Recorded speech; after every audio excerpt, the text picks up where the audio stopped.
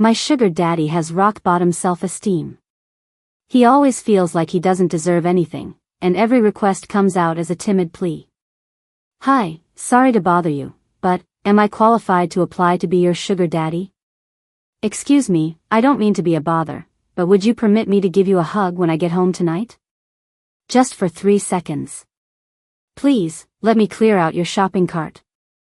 It would be my honor. Thank you for your trouble. I'm so ashamed. I have nothing to offer you besides a little dirty money, so I'm begging you, please take all of it. Seriously, is this the new standard for sugar daddies? The first time I saw Mark, he was sitting in the center of a group of business tycoons, dressed in a tailored suit. He was handsome, aloof, and refined, with a cool, world-weary face that made even his breathing feel intimidating. The other magnates, men who usually commanded entire industries, were losing their composure under the pressure of his quiet words.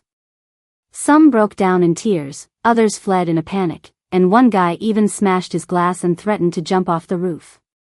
Through it all, Mark just looked down, his long fingers tapping lightly on the table, with an expression that screamed, "Everyone in this room is trash." That was when my agent pushed me forward to clink glasses with him. The entire time, I was a nervous wreck, head bowed, trying to shrink into myself like an ostrich. I didn't even dare to lift my eyes. I have no idea what he looked like when our glasses touched. It wasn't until the banquet ended that I finally let out a sigh of relief. My agent was still whining in my ear about what a golden opportunity I'd missed. I just kept my head down, silently grateful that I'd never have to see that terrifying man again. But the next second, I got a friend request. The guy had a cool, grayscale profile pic, a simple nickname, M, and a bio that just said, "Make money." His feed was a complete blank slate. My phone lit up again while I was in the middle of a face mask. The cool guy I'd just added had sent his first message after 35 minutes of silence. "Hello, Melody. Sorry to bother you, but I was wondering, am I qualified to apply to be your sugar daddy?" I twitched my lip. Scammers these days were getting really lazy with their scripts. I casually typed back. "Sure, whatever. Venmo me 500 so I can see what you're working with." 2 seconds after I hit send, my banking app pinged. A notification for a $1 million wire transfer.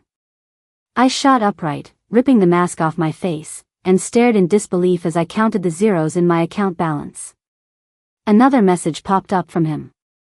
"I apologize for making assumptions. I figured when you said 500, you didn't mean $500, so I sent you 1 million.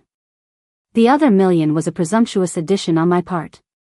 Please, I sincerely hope you won't find my methods too crass, and I implore you to accept the funds. So, may I ask, am I now qualified to apply to be your sugar daddy?" I took a deep breath and typed. Who is this?" A few seconds later, he replied politely. "My apologies, I forgot to introduce myself. I'm Mark. We just met tonight. I'm reasonably good-looking, 6 feet 2 inches, and have excellent personal hygiene. I have abs, pecs, and biceps, but no special fetishes. My only flaw is that I can be a bit clingy at times, and I hope you can be clingy too, though it's not a strict requirement. If you don't like it, I'll change. So, will you approve my application to become your sugar daddy?" The moment I saw the name Mark, I was so shocked I nearly threw my phone across the room. After reading the rest of his messages, my brain completely short-circuited. Mark had the face of a supreme, dominant alpha, yet here he was, hunched on a sofa somewhere, typing like a timid puppy. Was this, for real? My hands trembled as I replied. Mark, you said you want to be my sugar daddy, but sugar daddies aren't supposed to talk like that, are they?"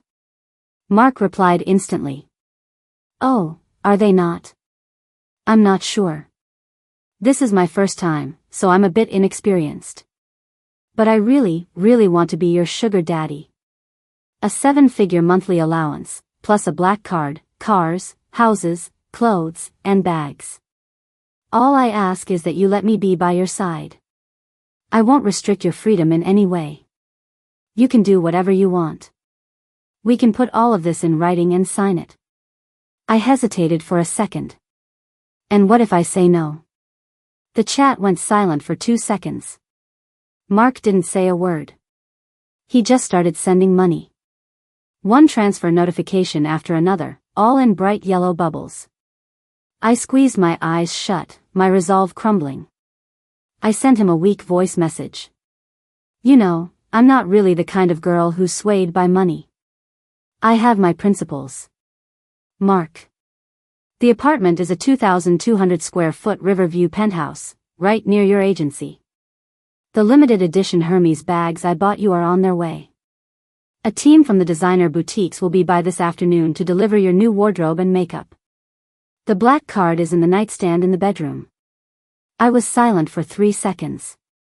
Then my finger accidentally slipped and hit accept, and somehow I accidentally accepted all 30-something of the enormous transfers. Whoops, my finger slipped. Well, since you insist, Daddy. I'm on my way. After arriving at Mark's place, a wave of belated fear washed over me. But when I turned to look at him, he seemed much softer without his suit on. He was wearing a black sweater with a slightly open collar, revealing a sliver of his pale collarbone. He smelled clean and fresh, like he'd just showered. His dark hair fell softly over his forehead, making his light-colored eyes look incredibly clear. We didn't speak a word. I followed Mark into the bedroom, feeling so awkward I could have died. I just opened my suitcase and started unpacking. Mark stood quietly by my side. Every time I pulled out an item of clothing, he would deftly take it and hang it up. Every time I took out a piece of makeup, he would swiftly take it and arrange it neatly. He was so proactive he seemed less like a sugar daddy and more like a live-in butler. When he caught me staring at him, he pursed his lips, a slight blush creeping up his face. Sorry, it's my first time being a sugar daddy. I'm not entirely familiar with the procedures. Am I not supposed to touch your things? I blinked, then quickly shook my head. Of course not. It's my first time being a sugar baby, so I'm not familiar with the procedures either. I should be the one saying sorry. Mark shook his head. No, you don't need to apologize. I should be the one saying sorry. I insisted, no, I'll say it. I'm sorry.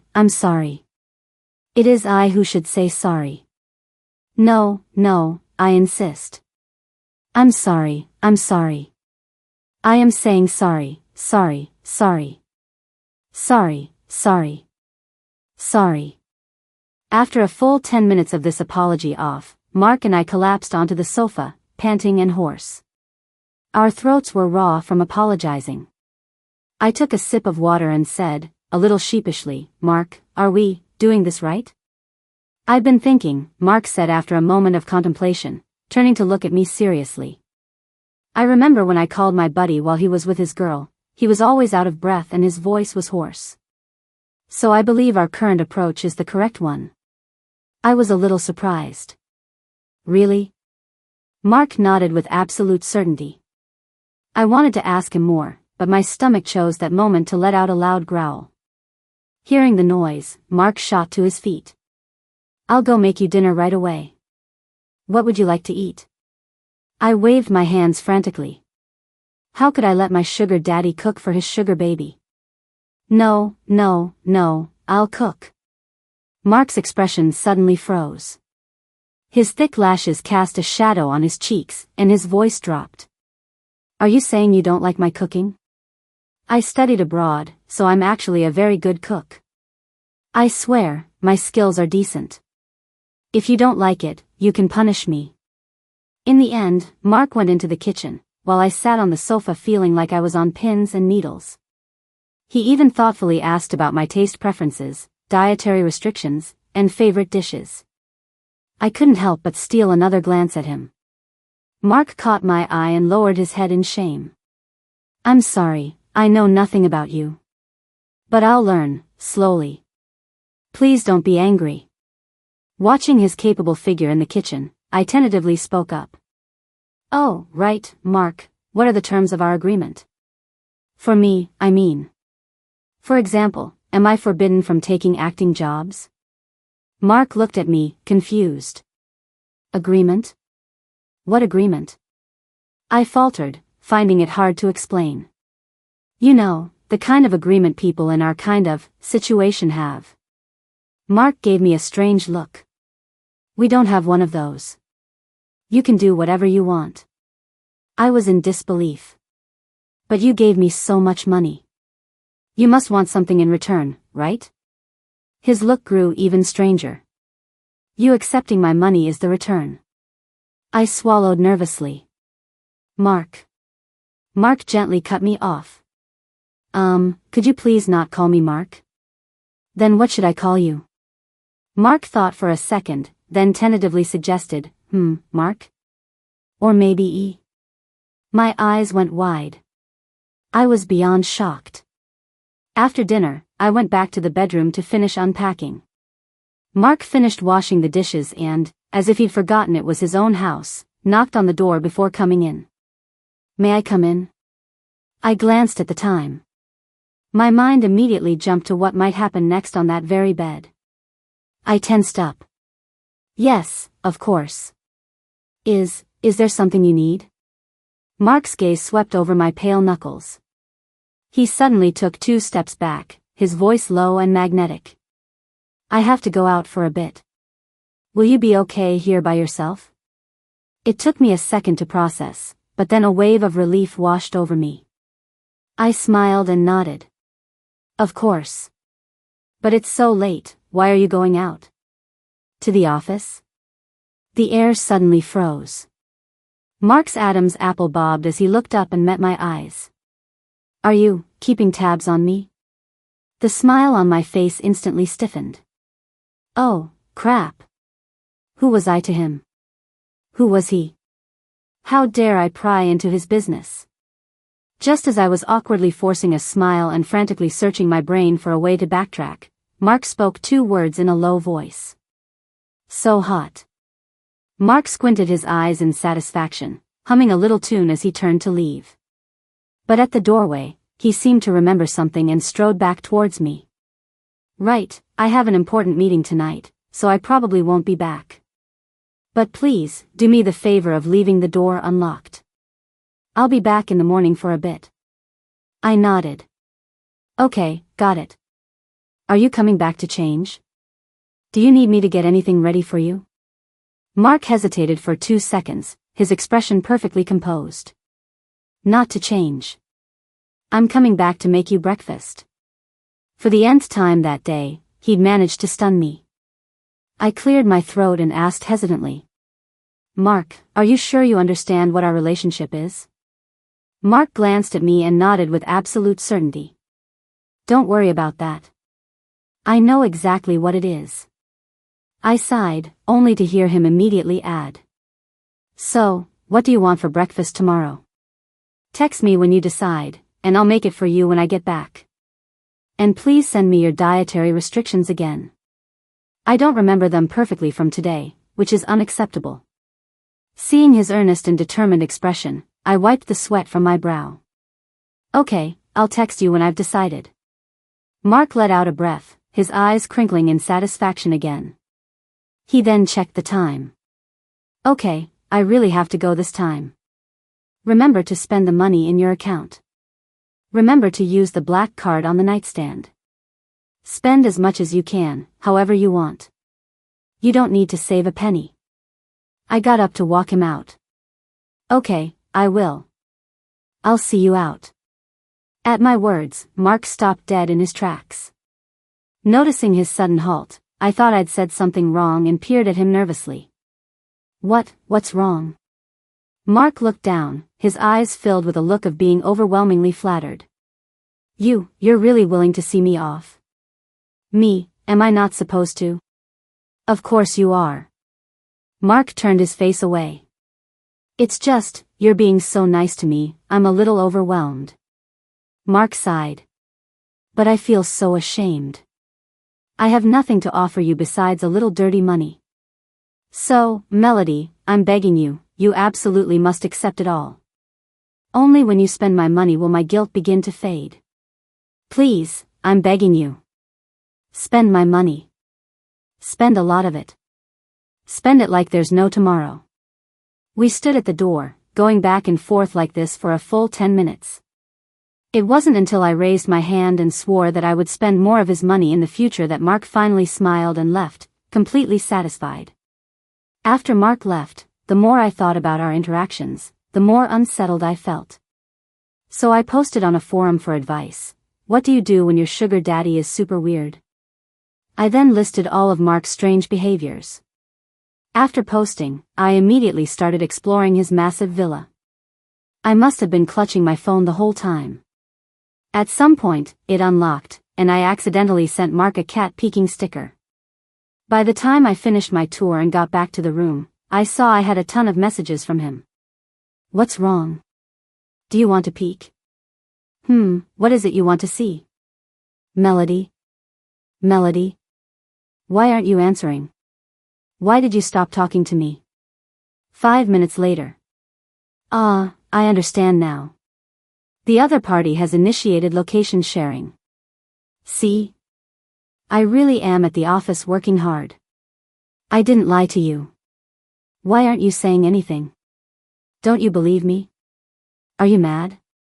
Are you mad at me? What can I do to make you believe me? I really am just working at the office.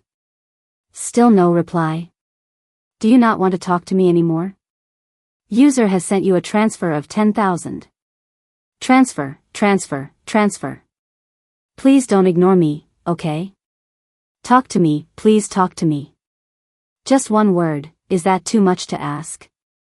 In the few seconds it took me to scroll through the chat log, Mark had sent several more money transfers.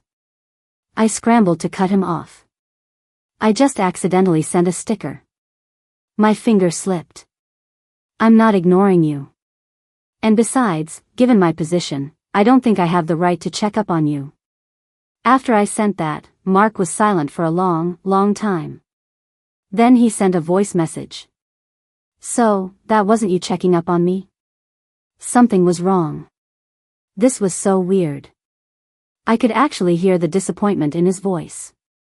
I thought about it for a few minutes, feeling a pang of pity for him, and sent another message. You can think of it as me checking up on you, if you want.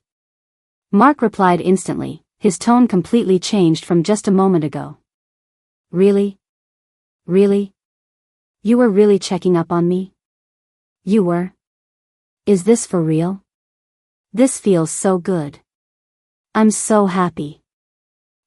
I have a very, very small request. Could you please check up on me more often in the future? My heart skipped a beat. Before I could figure out what to say, he sent 2 more messages. One was a screenshot of our chat, with my profile picture and name carefully blurred out. The other was a voice note, delivered in a very formal tone that was nonetheless dripping with smugness. Sorry, boys. Can't make it for drinks tomorrow night. I'm a kept man now. A whole different league from you strays. Before I could even finish listening, Mark quickly retracted the message. The chat went silent for 2 seconds. Mark. I was possessed by a ghost just now. Mark didn't get back until 6 in the morning. But I slept until 10. When I woke up, he was already gone again, back to the office.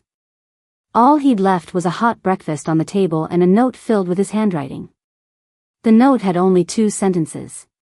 Breakfast is ready, dishes are done, floors are mopped, and I washed the clothes you wore yesterday. Just leave your breakfast dishes in the sink, and I'll wash them when I get home tonight. Also, please remember to spend money today. I stared at Mark's beautiful handwriting. Something deep inside me fluttered. I opened the forum post from yesterday. The comments section was no help at all. I'm confused, is sugar daddy just a cute nickname you have for your house husband? Why is my cat purring? Why is my sugar daddy always begging me to spend his money? Stop fighting, just hit accept, accept, accept. Okay, time is precious, get on with the humble bragging. I've got other posts to get to. I frowned as I read the comments. Just then, Mark's call came through. His voice was as magnetic and pleasant as always, but tinged with a slight nervousness. Melody, are you up? Are you busy today? Would it be convenient for you to bring me some lunch? You can just use the leftovers from breakfast. It won't take too much of your time. Is that okay? I frowned slightly. I don't get it. Isn't this supposed to be my job as the sugar baby? Of course, I can. Mark immediately let out a sigh of relief and said, full of gratitude, thank you. You're so good to me. After we hung up, Mark sent me another huge sum of money. He attached a note. Please, let me clear out your shopping cart again. It would be my honor. Thank you. To justify taking his money, I showed up at Mark's office right on time during his lunch break, carrying a lunchbox. Mark was still in a meeting. He was in his suit, his expression unreadable, looking just like the terrifying CEO I'd first met. I waited by the door for a while, watching as his employees filed out one by one, heads hung low from his scolding. Mark's cold voice drifted out from the office. You dare to submit this kind of proposal? Do you think I'm some polite, well-mannered Boy Scout? I instinctively clutched the lunchbox tighter, taking a few deep breaths and trying to figure out what to say. The next second, Mark appeared before me, his tall frame blocking out all the light. I opened my mouth, but all the words I'd prepared vanished from my mind. We just stared at each other in silence for a long moment. The tips of Mark's ears turned slightly red. He looked away, then beat me to the punch. Sorry to be so forward, but would you permit me to give you a hug when I get home tonight? I froze. Before I could answer, he quickly added. 3 seconds. Just 3 seconds is all I need. I blinked. Why wait until you get home? Mark held his breath, his ears turning an even deeper shade of red. So, you mean? I looked down, my face flushing, and beckoned him closer with my hand. Mark's eyes lit up. He slowly leaned in, taking off his glasses with one hand and wrapping the other around my waist. He buried his face in my neck, took a small sniff, and closed his eyes in contentment. Melody, thank you. You're so good to me. I clenched my fists, unsure of what to do, and accidentally brushed against the firm muscles of his chest beneath his shirt. Mark suddenly tilted his head. His cool lips grazed my neck, sending a shiver down my spine. I froze instantly, biting my lip hard. My voice trembled. That's enough, right? It's been way more than 3 seconds. But Mark didn't move. His body was surprisingly warm, the heat radiating through his thin shirt, almost setting me on fire too. I'm sorry, he said in a low, husky voice. You just smell so good, I couldn't help myself. His words hit me, and my face exploded in heat, feeling like it was about to catch fire. I stumbled out of Mark's office half an hour later, my hands covering my face. Mark had another meeting that afternoon, so he had his assistant drive me home. The moment I got in the car, my phone vibrated in my hand. It was a message from Mark. What body wash do you use? What shampoo? The same ones you do. Why? Mark. No reason. You just smell so good. So soft. I wish I could have held you longer. So, can I hug you again tonight when I get home? Can I apply for 5 seconds this time? Smiley face. I can't focus on work. I feel like I'm surrounded by your scent. My face, which had just started to cool down, instantly flared up again. Shut up, go to your meeting, and don't say another word. If you do, you're a puppy. The moment I sent that voice message, I regretted it. How could I talk to him like that? And how could I call him a dog? I bit my lip, trying to backtrack. What I meant was. Mark, received. I will be a good boy in my meeting, Master Melody, woof woof woof. My eyelid twitched. I slammed my phone face down. In the rearview mirror, I saw that the tips of my ears were so red they looked like they were about to bleed. When I got home that night, Mark swept me into his arms and held me for a full 10 minutes. It's so strange. We use the same body wash, but on you it smells so incredibly good. I struggled a bit in his arms, complaining indignantly, Mark, you broke your promise. You said you'd only hug me for 5 seconds. Mark let out a low chuckle. Do you remember what you called me this afternoon? I paused for a second. What? Mark gently nuzzled the top of my head with his chin. A puppy. Your hair is so cute, everything about you is cute. I yelled, don't change the subject. What does that have to do with you breaking your promise? Mark lowered his voice. Sorry, you might not know this, but puppies are experts at one thing, pushing their luck. I couldn't argue with his logic. Eventually, I just let him hold me. His embrace was warm and solid, and he smelled faintly of clean cedarwood. It was actually really comfortable. But that one moment of indulgence led to him needing to recharge by hugging me for a while every time he worked. I watched Mark's focused profile, my gaze tracing the curve of his eyelashes and his soft-looking lips. Before I knew what I was doing, I had leaned in and planted a light kiss on his cheek. Mark's hands stopped typing. My heart lurched. It was too late to run. Mark grabbed my head, and a storm of cedar-scented kisses fell upon me. His hot, insistent tongue parted my lips, exploring with a forceful yet gentle passion. By the end, my tongue was numb, and I was gasping for air, clutching his collar. Mark finally pulled back, looking thoroughly satisfied. He placed a soft kiss on my forehead, his voice laced with a hint of apology. I'm sorry, my kissing technique isn't very good yet. I couldn't give you the best experience. But don't worry, I'm a fast learner. I promise our next kiss will be much more enjoyable for you. Before he could finish, I clapped my hand over his mouth. Don't say any more. Mark blinked and obediently shut his mouth. I buried my burning face in his chest. I was too embarrassed to tell him that I had, in fact, enjoyed it very much. 3 weeks had passed since I started living with Mark. My agent, Kathy, had been sighing dramatically ever since she found out I'd moved in with him. You poor, foolish child. I just wanted you to create an opportunity for yourself, not throw your whole life away, boo-hoo. But then again, with Mark Crawford's power and wealth, once he set his sights on you, there was nothing you could do. I heard he's like a monster with 3 heads and 6 arms, able to juggle 3 different jobs at once. I stayed silent. I wonder if simultaneously chopping vegetables, stir-frying, and washing dishes counts as juggling 3 different jobs. Kathy, I heard he's into those master-slave games. Why your skin is so delicate, can you handle it? I stayed silent again. Oh, so that's why he calls me master every day? Kathy was on the verge of tears. You probably don't have a single inch of unbruised skin left on your body, do you? I stayed silent one more time. Well, she wasn't wrong. There wasn't an unbruised inch left, because it had all turned into fat. Mark had fed me so well I'd gained 10 pounds. 10 pounds.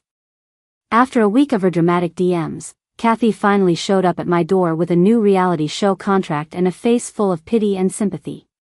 But then she opened the door and saw me lounging on the sofa, eating sunflower seeds, while Mark dutifully swept up the shells and fruit pits. Kathy rubbed her eyes in disbelief.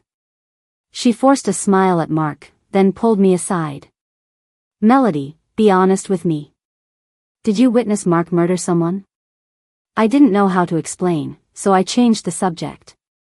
Hey, what did you come here for? Kathy finally remembered her purpose. Right, I got you a new gig.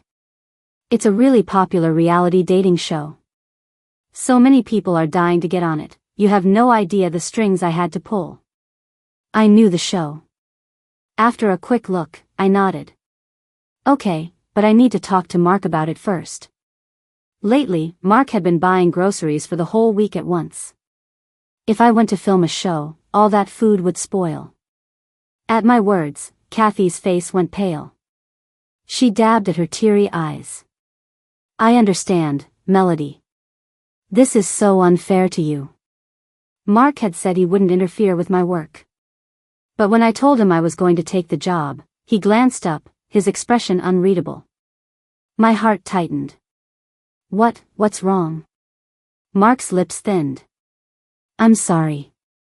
It's all my fault. Me, huh? What's wrong with you? Mark's voice was filled with sorrow. I haven't been giving you enough money, so now you feel like you have to go out and work. Don't worry, I'll give you a few more cards right now. From now on, I'll just use my secondary cards. Of course not. I waved my hands frantically. The money you've given me could last several lifetimes. I just want to work. Mark's tense shoulders visibly relaxed, but then he leaned in cautiously. Well, in that case, can I come visit you on set? I thought about it for a few seconds. If someone of his status showed up at a reality show taping and was seen, the tabloids would have a field day and tarnish his reputation. I swallowed and, coming to a decision, said, I don't think that's a good idea. The light in Mark's eyes instantly dimmed. I'm sorry. I was being presumptuous. After all, I'm not your boyfriend. I'm just some nameless nobody without any official title. When I think about it, I really have nothing to offer besides a little dirty money. You're young, beautiful, tall, with long legs, fair skin, a cheerful personality, smart, and so capable at your job. You have so many amazing qualities, whereas I'm just... Mark took a deep, shuddering breath, looking too sad to continue. It's true. The more I think about it, the more I realize I'm not good enough for you. He was starting to confuse me. Not good enough for me? Who? You? You're not good enough for me? Mark nodded seriously. Yes, me. I'm not good enough for you. I realized this a long time ago and have been trying my best to fix it, but it doesn't seem to be working. I'm still not worthy of standing by your side. I'm still not enough. I was silent for 2 seconds. Then I pinched myself, hard. I confirmed that I wasn't dreaming. I confirmed that Mark wasn't talking in his sleep. I confirmed that this was all real. I held his hand, not knowing whether to laugh or cry. Mark, you're tall, handsome, and rich. You handle both your work and your life so well. Why on earth would you think you're not good enough for me? Mark's eyes widened. You see all those good qualities in me? Do I really have them? I'm not dreaming, am I? I feel so happy right now. I sighed and told him again, firmly, yes, you. You have all those qualities. And actually, you're very likable. I really like. I stopped myself mid-sentence. Just as I was about to awkwardly change the subject, Mark seized on the word, pressing me. What? Like what? I stammered, trying to deflect, but he grabbed my wrist. Seeing his determination, I squeezed my eyes shut and threw caution to the wind. I like you, okay? I like you, I like you.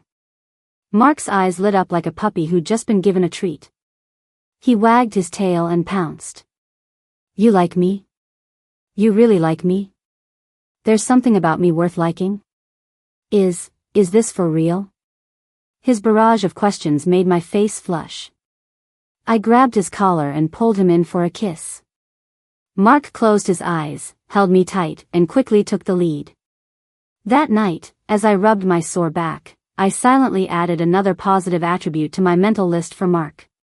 Very skilled. My participation in the show was officially confirmed. However, what hit the trending topics before the official cast announcement was a photo of me running out of Mark's office, hands covering my face. Right after that, Coco, a popular starlet who was also on the show, accidentally liked a certain post. The post was titled, "What do you do when your sugar daddy is super weird?" Soon, netizens dug up the fact that Coco's family and Mark's family were neighbors, and the two were childhood friends. So, Coco liking that post was her way of telling everyone that her relationship with Mark was just like the one described in the post. And I was just the third wheel trying to get between them. Once this was exposed, all the public opinion turned against me. OMG, Melody is so shameless. That D-lister actually chased him all the way to his office. Doesn't she know he's already into someone else? Does she have no shame? It doesn't matter, though. Everyone knows who Mark Crawford is. The heir to the Crawford Corporation. You think his high and mighty self would even look at a woman like Melody? Exactly. He probably didn't even give her the time of day. He was probably super annoyed. Definitely annoyed. Melody is so fake. Anyway, Mark and Coco look really good together. They really do. Childhood sweethearts, from similar backgrounds, I ship it. The online chatter grew more and more intense. Even Kathy called to tell me not to pay too much attention to the news online. I just laughed. I truly didn't care. I threw all my energy into preparing for the new show. But on the first day of filming, I saw Mark on stage, the same Mark who had been swamped with work, standing right next to Coco. Just like the internet said, they looked like a perfect, celestial couple. My heart twisted into a knot. I couldn't bear to look at them. It wasn't until it was my turn to greet Coco that I finally managed to lift my eyes. Coco raised an eyebrow and whispered, in a voice only we could hear, "You're that girl who's always around Mark, right?" "No." I replied coolly, forcing a smile. "We're not close. The online rumors are fake. But they did get one thing right. You two look great together." "I think so, too." As the words left my mouth, Coco's expression soured. I didn't understand why. I just felt a chill run down my spine. I instinctively turned around and saw Mark standing a short distance away, his eyes fixed on me. Filming began.